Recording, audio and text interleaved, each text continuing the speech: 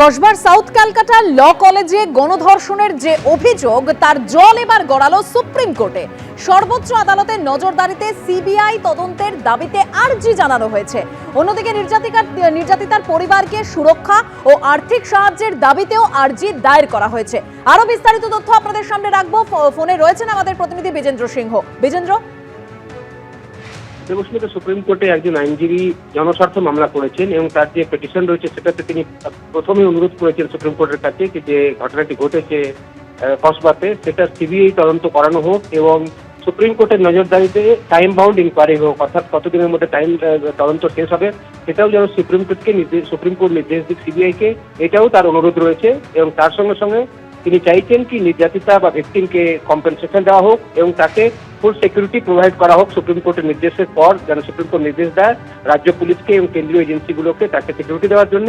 এবং তার সঙ্গে সঙ্গে তার প্রেয়ারের মধ্যে তিনি উল্লেখ করেছেন কল্যাণ ব্যানার্জি এবং মদন মিত্রের বক্তব্যগুলোকে, যেটা সংবাদ মাধ্যমে এসছে, এবং তিনি বলছেন যে এই ধরনের বক্তব্য উঠে এসছে, এর প্রেক্ষিতে তিনি মনে করছেন যে সিবিআই এর সঠিকভাবে তদন্ত করবে এবং সুপ্রিম কোর্টের নজরদারিতে সিবিআই তদন্ত করা হোক, এই অনুরোধ সুপ্রিম কোর্টের কাছে রাখা হয়েছে এই জনস্বার্থ মামলায়।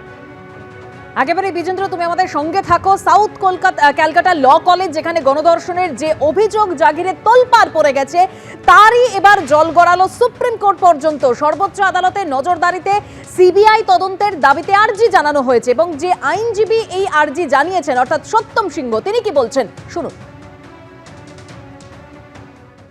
कोलकाता में जो लॉ स्टूडेंट का गैंगरेप हुआ है उस मामले में सुप्रीम कोर्ट को उन्हें एक लेटर पिटीशन लिखा। लेटर पिटीशन में हमारा पहला डिमांड ये है कि इस मैटर पहले तो सुमोटो लिया जाए, सुमोटो के साथ इस मैटर को इन्वेस्टिगेशन के लिए सीबीआई को दिया जाए टाइम बाउंड मैनर में।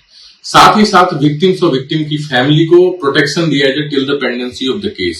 आप सभी अवेयर हैं कि आरजीकर मैटर में क्या हुआ, किस तरीके से सारे एविडेंसेस खत्म कर दिए गए, किस तरीके से तोड़फोड़ की गई, किस तरीके से जो है वहां के लोकल लीडर्स जो इन्वॉल्व थे कि उनको बचाया गया।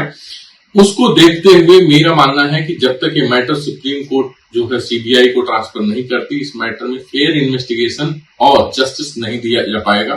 त्वरित जो जैसे कल्याण बनर्जी और मदन शर्मा जैसे पुराने लीडर जो टीएमसी के, जिस समय उनको विक्टिम्स के साथ खड़ा होना चाहिए, वहां पे वो विक्टिम सेविंग की बात करते हैं, वहां पे विक्टिम्स के ही कैरेक्टर पे सवाल उठाते हैं। उससे सीधा प्रूव होता है कि सारा पूरा स्टेट और पूरा स्टेट मशीनरी एक्यूज को बचाने में लगा हुआ है, वो उसको बचाने के लिए किसी भी हद तक जा सकते हैं।